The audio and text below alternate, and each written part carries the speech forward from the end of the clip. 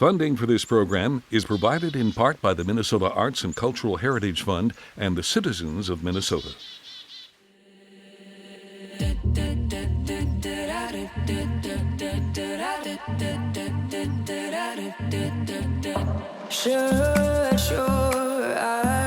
Coming to you from Rochester, Minnesota, our town. There are a lot of new changes coming for the city of Rochester, a new city council and a new city administrator and a new dedication to diversity and inclusion. With us today to discuss all of that and much more is City Council President Brooke Carlson. Welcome, Brooke. Hello, everyone. Thank you so much for having me, Danielle. Yes, I'm so excited to have you on the show and looking forward to learning more about your role. But something to note is that, well, you're new to it in this aspect. How has this felt? Let's see, when was your first day? January 4th. January 4th. And so I'm sure it's been a fire hydrant of information, right? And learning. What is the most interesting thing about the new role that you've learned so far? Oh, most interesting thing. I think just the wealth of knowledge that the city staff bring and the breadth of work that the city is really truly engaged in. It's fascinating, and it really turns on your learner mode in order to start getting your head around all the different moving pieces that the city's involved in. And this is not new to you in the aspect that you have coordinated quite a bit with the nonprofit network and facilitating that. So Absolutely. Having to kind of assess the environment and learn about what roles are and what the contributions are, and then pull that all together is nothing new to you, obviously. Yes, that is right in the space that I do as a consultant for my small business. I look at a community landscape, figure out what's happening, and figure out how we collectively move forward. Awesome. So let's dive into the city and some things that are going to pop up for 2021 and into the future. Sure. What are the top issues that you're hearing from city residents right now? Yes, well, certainly economic recovery and our ongoing response and restrictions related to COVID. So for sure that.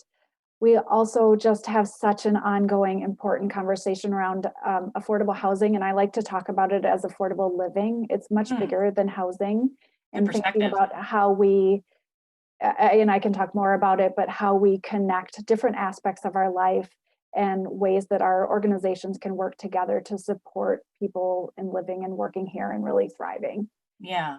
And then there's also, of course, DMC is an ongoing major issue in this community. Then I just started on the DMC board yesterday, so having some new insights in that space as well.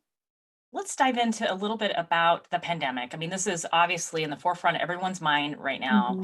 How is the city approaching and supporting people in the community facing the pandemic? You know, the vaccine is coming.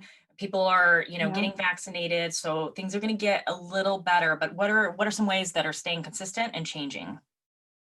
Yeah, good question. So the city of Rochester continues to be involved in the collaborative effort of Rochester Ready, which has really been supporting the business community and community response from an economic perspective. The city also has had some federal funds, the CARES funds in the past, to funnel to businesses. We've worked with our partners to make sure businesses are accessing those funding opportunities. We've used some tools that the city has related to liquor license fees, to parking, and some other ways that we actually have some control over reducing cost for business. And then we are also just thinking about how do we think creatively in the future as a new council who is committed to economic recovery, that we can support what may lie ahead. I mean, really, we're not looking at an immediate recovery. We're looking at impacts across our government and certainly our private sector budgets for quite a while ahead. So being really thoughtful about how we're good stewards of our dollars and using our tax dollars well. We're involved in the COVID response in many different ways, one of which is we'll be providing, I think, some space for vaccination clinics. We have the Mayo Civic Center, which has already been part of the pilot distribution of the vaccine. So we're involved. I get to sit at some of those tables with Mayo leadership and OMC and the county about And Brooke, I just want to jump in Sure. jump in really quickly about those pilots. I think there's been some confusion related to that they are truly pilots, and those pilots are being used to inform a strategy. Is that correct? Absolutely. Very Right. well And said. so people are not going to get their appointment right away at this time. That this is to help inform and strategize for moving forward. Brooke, we're going to take a little break here, and we're going to talk more about this after the break.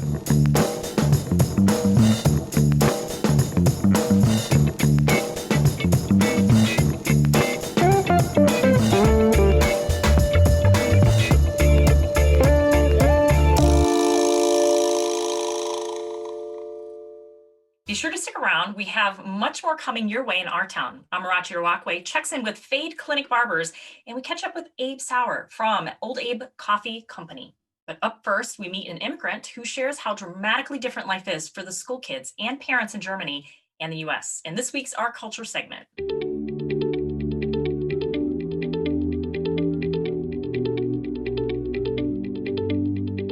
I think I was probably within the first generation in Germany, or in my circle, in my school, where you started having conversations about, do you want to spend a semester or a school year over in another country? I pretty quickly knew I wanted to do this, and I would want to do it in America. I went to North High School in Minneapolis, spent a year there, what would be my junior year. And in that year, really, I pretty firmly made up my mind about this is not enough. I want more. Axel returned to Germany for 4 years before returning to the U.S. to attend the University of Minnesota, where he majored in journalism and met his future wife, Jen Walk. He began his career as a TV journalist and has since moved on to senior communications roles at the Mayo Clinic. Jen became a lawyer. Today they live in Leroy, a small southern Minnesota town. They have 4 children. So my kids are 10, 7, 5, and 3. Axel and Jen shared how different Germany and the United States are when it comes to schools and parenting attitudes. When I went to grade school, it was just desks and a chair. And yes, a whiteboard or a blackboard in my days, right? On occasion, a TV screen would be rolled in if a video would have to be played. But there's no atmosphere in a classroom other than you go there to learn and then you leave. You don't leave anything there. There aren't any lockers.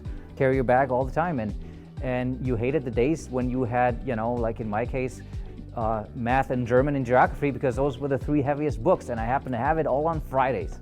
You go into an American grade school classroom, the amount of other stuff that's happening in these classrooms is amazing, and there might be a couch or reading corners where kids can hang out and read a book.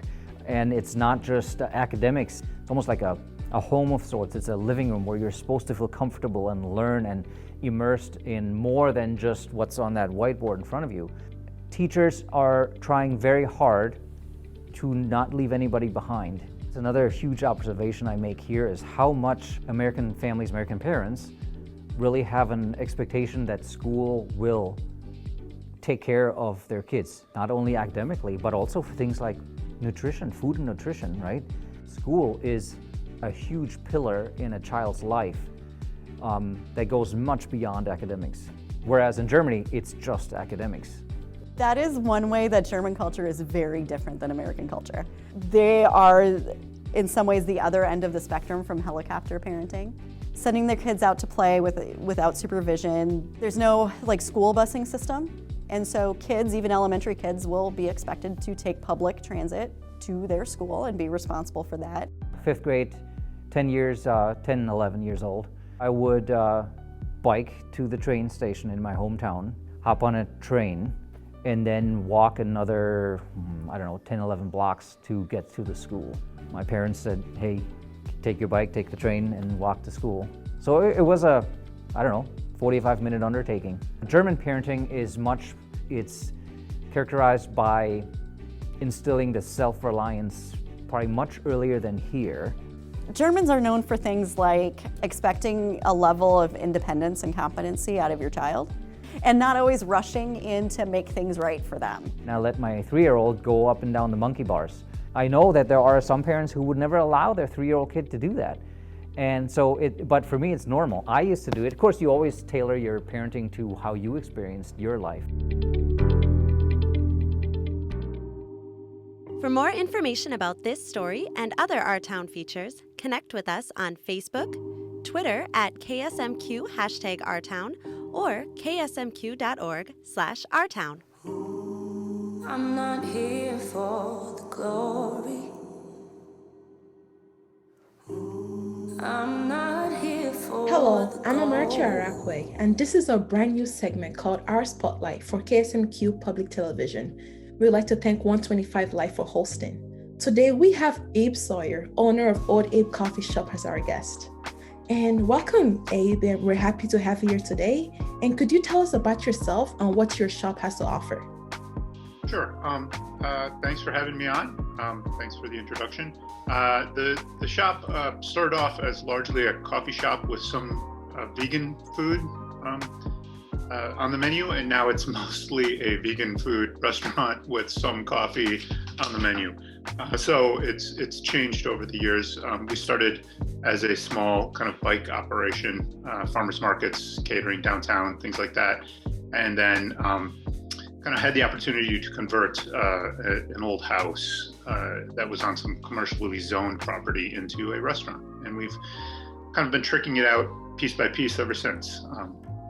This constantly making changes every year to it. So it's kind of a work in progress. I don't know if it'll ever be done, frankly. Well, how has the pandemic impacted your business, and how can your community support you during this time? So we, like most restaurants, have been impacted, by COVID. Our business is down. Luckily, about half of our business was takeout before. So we've seen the takeout business increase over the old amounts, and then the in-person dining, has been almost zero. I mean, frankly, I'm okay with that, just because we've been lucky and our staff has completely avoided any COVID scares so far. We've been super careful. We mask up and take all the precautions, try not to stay close together, try to keep people, getting out of the place fast. But we're still down a considerable amount. We'll survive, we'll be okay.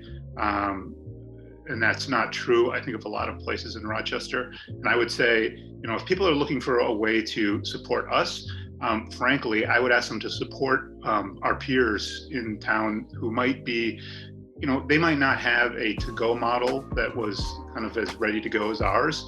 And, places like, Chef Boji, the, Forager, the Cameo at the Castle, Hot Chip. There's just like a ton of places that are local porch, local places that really relied on in-person dining. Places like Blue Duck. Blue Duck is doing some great TV dinner things now that are really amazing. I mean, places have gotten really creative. And frankly, again, I would really want people to go out and support them. We are going to make it, probably as long as this is over within this next year. But, I want, the restaurant community to be as healthy as possible, because we're part of it and we do better when everybody else does better also. So. Thank you for your service and for being a guest on the show. Thanks for tuning in to Our Town Spotlight. This is Amarachi Orakwue, your moderator with KSMQ Public Television. Huge thanks to 125 Live for hosting. You can also catch up with us on Facebook or Twitter at KSMQ #OurTown. Maybe then you'd still be around. I need love. The City of Rochester has announced the appointment of Chow Mwatale to serve as the city's first Diversity, Equity, and Inclusion Director. She will start the role on February 25th. The new position will provide leadership to effectively embrace diversity, equity, and inclusion as core values throughout the city. For more information about her appointment and the city news, check out the city website at rochestermn.gov. Quarry Hill Nature Center is hosting a Valentine's hike by candlelight. Enjoy the sparkling landscape with your sweetheart, or come with a friend for an enjoyable evening in nature. Follow the glow of candlelit trails to the Prairie House and warm up by a bonfire while you enjoy an adult beverage. Hikes will take place every half hour between 6 to 8:30 p.m. on Saturday, February 13th.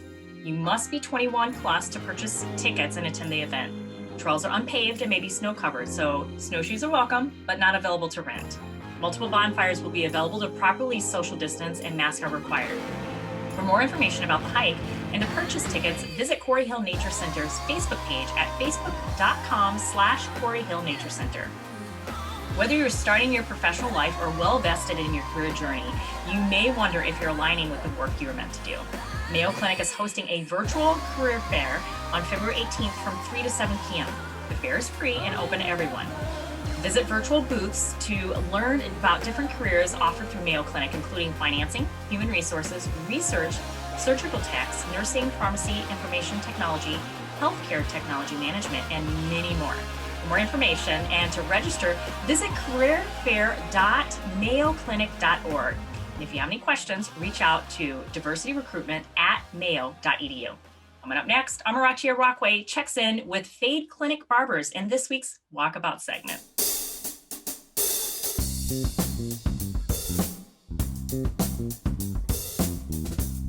This is Amarachi Orakwue with Our Town Walkabout, here with Antoine Weber from Fade Clinic. Could you tell us what it's like working and getting a haircut at your shop? I got a lot of calls during COVID because a lot of people missed the shop, they missed their interactions, and just to be able to get away from home or get away from to get off work before they go home, come to the shop, get a couple laughs. It's a good experience because we have a very diverse group of guys cutting. They're all ethnicities here, so that's the fun part. You know, we cater to the whole entire city, not just one genre. Even our clients are different themselves, so you never know what story they're coming in with today. Or even in the conversations about sports, politics, you're not supposed to talk about politics in the shop, but you know, past couple of years it's been hard. It's been hard not to. So it's a great place to be. What are your popular styles, especially in 2021? The drop fade is the most popular style. And then the kids with the afros and the high taper on the side and taper in the back. A lot of us were looking shaggy. Oh yeah, we have a lot of transformation because people walk in and you're just like, oh my goodness, we'll look at each other as barbers and like, whose appointment is that? Transforming somebody from looking like Teen Wolf to looking like the executive, you know. Like you walk out and like, who is that guy? That's not the same guy that came in, you know. So you're now an expert. I mean, you can do all his hairstyles really quickly. I've been doing this since I was 13 years old. I'm 42. I was poor growing up, and I always looked real shaggy. We couldn't afford for me to go to the barbershop, so my mom got me a pair of clippers, and I started cutting my hair, and I never looked back. Thank you, Antoine Weber, for being on Our Town Walkabout. This is Amarachi Orakwue. Sparks fly into the ocean. And we're back with City Council President Brooke Carlson to talk more about what's coming for Rochester. Right before the break, we were discussing the pilots for the vaccine and the strategy and how that's going to be informed. Let's talk about the economic impact. And we already know that affordable housing has been an issue before this, that people that are underrepresented in our community have been challenged as well. And with the pandemic, that adds a whole layer of struggle in that aspect. How do you feel affordable housing will be supported through City Council, and how are you going to make that a priority for the community? Absolutely.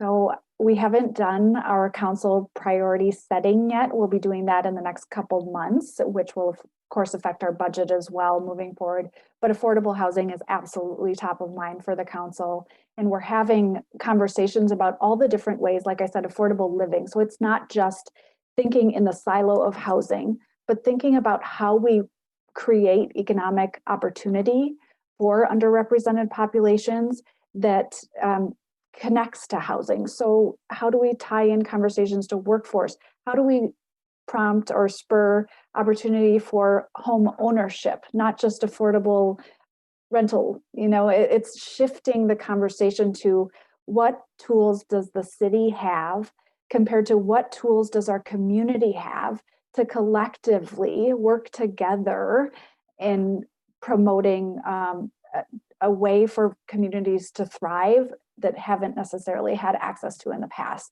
So I think that's the shift I'm feeling and seeing, and I heard it during the DMC board meeting yesterday, is really thinking about how these pieces tie together, transportation and workforce and housing. And I like to talk about childcare because we know that's such a critical piece that limits our ability, especially as moms, to Absolutely. thrive in our careers. So really, I see the holistic approach starting to shape up. That's a really good segmented perspective to that in the aspect that those are going to be stressors and removers of what a livable wage or livable Yeah. income is in order to even afford that housing. That makes Yes. absolute perfect sense. Right. Regarding the budget and how that's being planned, there is no shortage of funding requests and what's needed in the community. Yeah. When you're looking at the 2021 budget, what are your thoughts on how that is going to be, allocated, in response to, obviously you got to do the priorities for the city council? That's a really good question. And I think in 2 months, I'll have a better response, but I think we are in the prioritization space, and with our new council members who are really deeply engaged with community voice, that at least my goal as a council member, and I hear it from my colleagues, is that we want to be putting forth something that really reflects the needs of the community and our community's priorities. And we'll see how that shakes out, but we're listening and we're trying to be sure that we're using our resources as smartly as possible. We know that police reform has been a desire by, some in the community and, across the state. How is that being incorporated into the lens of the city council, and what's that looking like? Yeah, great question, and really important question. So the city council does not directly oversee the police chief, the mayor does. So there is that dynamic. And the police chief is currently about to release his report on re-envisioning policing in Rochester. So we will see that possibly even coming out today. It will be in our agenda packet for, I think it's already next week. Otherwise, a meeting very soon. So that's really exciting to see how they're thinking about reform in our community. How are you working to ensure a spirit of collaboration and working towards a meaningful dialogue and decision-making with other city council members, especially when there's conflict or disagreements? We know in the past we've seen it, but one thing that I've definitely appreciated about you is that balanced approach, that commitment for civility. I'm an advocate for that, as you know. So I'm curious, how are you keeping the peace, but amplifying voices and perspectives that are really important for our community? Absolutely. Well, I see collaboration in a number of ways. So there's certainly the internal collaboration with my colleagues on the council, with the mayor, with our fabulous, really strong new city administrator and the administration overall. So I work in building those individual relationships, finding that space to disagree, but still have robust, important conversations to get us moving forward. We've hit a few bumps in some of our early meetings, honestly, and so I think that discomfort or that sort of tussling with the process is allowing us to figure out how we develop better processes moving forward, so we have productive, community-oriented policy decision-making discussions. So I think we're in good shape. We're moving in a great direction as a council. And then from a community collaboration standpoint, of course, that is one of my very top priorities. So we've had meetings, the mayor, myself, and the city administrator have met with county electeds and leadership and school electeds and leadership about how do we just keep going with finding those shared opportunities and staying on top of things so we're not surprising one another, so we know what our lanes are, but really know where they intersect and even know where there's some potential friction. So we're having good discussions, and it's a dream of mine as one council member to have a tri-government meeting on a regular basis across school, county, and the council. And so that would be something that I would be seeking some support from my council colleagues to formalize in the future. That's awesome. And storming and forming is definitely normal in the early Indeed. stages. And so really appreciate your courage and and everyone else's that are involved in this. Thank you. Obviously, the community is passionate about, what is important issues, and they're very vocal, and it takes guts to be in your role, and the city council and stuff too. So thank you so much for joining us today, Brooke. Yes, and can I just wrap up by saying our Absolutely. Diversity, Equity, Inclusion Director starts on February 24th-ish. We are so excited. Chow Motala, she is so well respected in this community, and whilst she will not carry the burden of an organization, she will be a central coordinating strong force for us to all be accountable in carrying our organization forward. That's awesome, Brooke. I'm glad that you brought her up. We have shared about her on the show. We're looking forward to learning more about her role and what she's going to be contributing. Well, thank you so much. Thank you for listening. For more wonderful content produced right here in Rochester, please be sure to check us out on Facebook and Twitter at #OurTown. Be well and be safe. We'll see you next time on Our Town, the show about Rochester.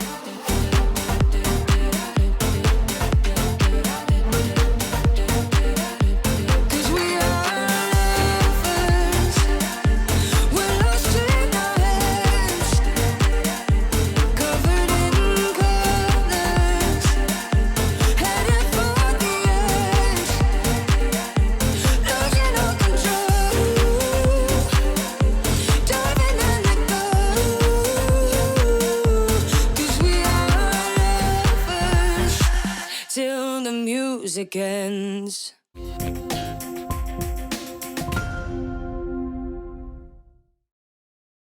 Funding for this program is provided in part by the Minnesota Arts and Cultural Heritage Fund and the citizens of Minnesota.